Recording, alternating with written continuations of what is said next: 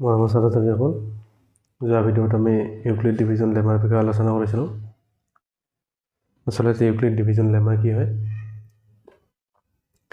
আজি আমি বিতংকে আলোচনা কৰিম তাৰ বিষয়ে। ঠিক আছে, আমাৰ কি আছিল, দুটা যোগাত্মক অখণ্ড সংখ্যা a আৰু b দিয়া থাকিলে এনে দুটা অদ্বিতীয় কি ব্যৱহাৰ পোৱা যাব যাতে a equal to b q plus r, তো 0 less than equal to r less than b। ঠিক আছে, এইটো আছিল। তাৰমানে এইটো কি বুজাইছিল যে বিটো আমাৰ ভাজক আছিলে আৰু এটো ভাজ্য আছিল। ঠিক আছে, বি দি যদি এক ডিভাইড কৰোঁ আমি, ঠিক আছে, ইয়াতে এটা কি পাম আমি, কিউ পাম আৰু ইয়াতে আৰ পাম। ঠিক আছে, ইয়াক আমি কেনেকৈ লিখা আছিল, A equal to B Q plus R. ঠিক আছে, ধৰা তুমি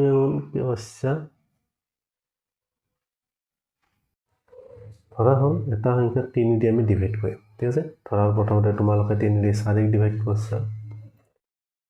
5ক ডিভাইড কৰিছা, 3 দি 6ক ডিভাইড কৰিছা, 3 দি 7ক ডিভাইড কৰিছা, 3 দি 8ক ডিভাইড কৰিছা আৰু 3 দি 9ক ডিভাইড কৰিছা। 3 দি যেতিয়া 4ক ডিভাইড কৰিম, 3 গুণ 3 বাকী 1 থাকিব। 3 দি যেতিয়া 5ক ডিভাইড কৰিম, 3 গুণ 3 বাকী হ'ব 2। 3 দি যেতিয়া 6ক ডিভাইড কৰিম, 3 দুগুণে 6, ঠিক তেনেকৈ 3 দুগুণে 6 বাকী 1, 3 দুগুণে 6 বাকী 2, 3 3 গুণ 9। ঠিক আছে, তোমালোকে কি দেখিলা যে 3 দি যেতিয়া আমি সংখ্যাবোৰক ডিভাইড কৰি গৈছোঁ তেতিয়া কি ইয়াৰ ভাগশেষ 1, 2 আৰু 0, 1, 2 আৰু 0। তাৰমানে ইয়াৰ পৰা আমি কি দেখিলোঁ, যিটো আৰৰ ভেলু মানে ভাগশেষটো সদায় কি হ'ব, যিটোৰে হৰণ কৰিছোঁ, হৰণ কিহেৰে কৰিছোঁ, 3, মানে ভাজক 3টো কি হ'ব, সদায় সৰু হ'ব, হয়, আৰু কি হ'ব, 0ৰ সমান বা 0তকৈ ডাঙৰ হ'ব। ঠিক আছে, যিহেতু 3ৰে ডিভাইড কৰিছোঁ, ভাগশেষ 3টাই থাকিব, 0, 1, 2। ঠিক আছে, ঠিক তেনেকৈ ধৰা হ'ল তোমালোকে 4ৰে ডিভাইড কৰিছা, তেতিয়া ভাগশেষ কিমান থাকিব, 0, 1, 2, 3 থাকিব। ঠিক আছে, ধৰা হ'ল 5ৰে ডিভাইড কৰিছা, তেতিয়াহ'লে ভাগশেষ কি থাকিব, 0, 1, 2, 3, 4 থাকিব। ঠিক আছে, এইখিনি আছিল ইউক্লিড ডিভিজন লেমাৰ এইখিনি, যে 0 less than equal to r less than b। ধৰা হ'ল তোমালোকে যিকোনো এটা অখণ্ড সংখ্যা ল'লা, a যোগাত্মক অখণ্ড সংখ্যা, ইয়াক 2ৰে তোমালোকে ডিভাইড কৰিলা। 2ৰে ডিভাইড কৰিলে কি পাবা, এনেকুৱা এটা কিউ পাবা, হয়, আৰু যাৰ কাৰণে কি পাবা ইয়াতে r। ইয়াতে আমি কিউটো নাজানো, এটো নাজানো, কিন্তু আমি আৰটো জানো, কাৰণ 2ৰে ডিভাইড কৰিলে আৰৰ ভেলু কি হয়, যে আৰৰ ভেলু দুটা হয়, 0 আৰু 1 হয়। ঠিক আছে, গতিকে ইয়াক যদি মই আধেইটো লিখিব যাওঁ, আধেইটো লিখিলে কি হ'ব, a equal to B q, আমাৰ কি আছিল, a equal to B Q plus r আছিল। গতিকে বিৰ জেগাত আমি কি লিখিম, 2q প্লাছ আৰৰ জেগাত আমি কি লিখিম, 0, আৰু এটা কি লিখিম আমি, 2q প্লাছ 1। গতিকে 2q প্লাছ 0 মানে আমি কি লিখিব পাৰোঁ, 2q। ঠিক আছে, এতিয়া চোৱা 2q মানে কি, 2ৰ লগত যিকোনো সংখ্যা এটা পূৰণ হৈ থকা, যিকোনো ইয়াতে সংখ্যা এটা পূৰণ হৈ থকা, আৰু 2ৰ লগত যিকোনো সংখ্যা পূৰণ হৈ থকা মানে কি বুজায়, ই এটা যুগ্ম সংখ্যা। এতিয়া চোৱা 2ৰ লগত কিবা এটা সংখ্যা পূৰণ হৈ আছে, এইখিনি যুগ্ম, তাৰ লগত 1 যোগ হৈ আছে, তাৰমানে ই কি হৈ গ'ল, অযুগ্ম। ঠিক আছে, এইটো কি হ'ব, যুগ্ম হ'ব,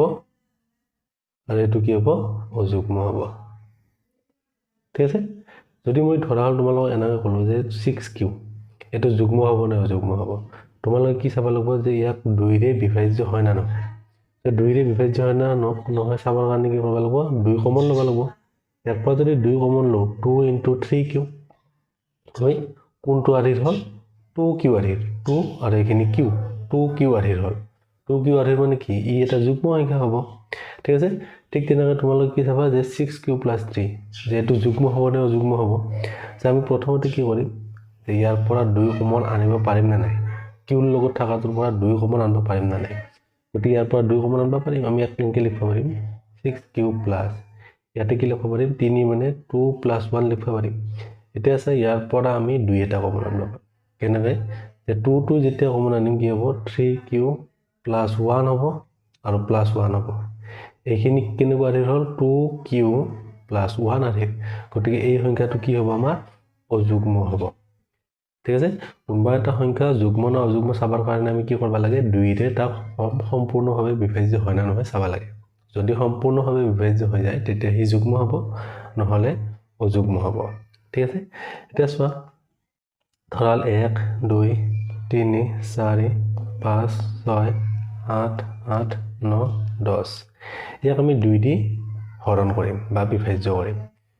2 ৰে যেতিয়া একক বিভাজ্য কৰিম কি হ'ব 2 ৰে যেতিয়া একক হৰণ কৰিম যে তোমালোক কি ক'বা যে 2 ৰে স্যাৰ একক হৰণ কৰিব নোৱাৰি কিন্তু পাৰি চাবা 2 ৰে যদি ইয়াতে আমি কি দিও 0 দিও 2 0 গুণ 0 বাকি কি হ'ব 1 তাৰ মানে কেনেকৈ আহি হ'ব 2 into 0 plus 1 তাৰ মানে কেনেকৈ আহি হ'ল 2 cube plus 1 আহি হ'ল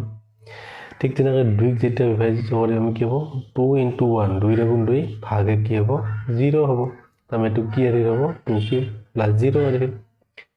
ঠিক তেনেকৈ 3 মানে আমি কি লিখিব পাৰো 2 into 1 plus 1 4 মানে কি লিখিব পাৰো 2 into 2 plus 0 5 মানে কি লিখিব পাৰো 2 into 2 plus 1 6 মানে কি লিখিব পাৰো 2 into 3 plus 1 ঠিক আছে 7 মানে কি লিখিব পাৰো 2 into 3 plus 1 ঠিক আছে 6 মানে সরি 6 মানে 2 into 3 plus 0 8 মানে কি হ'ব 2 into 4 plus 0 হ'ব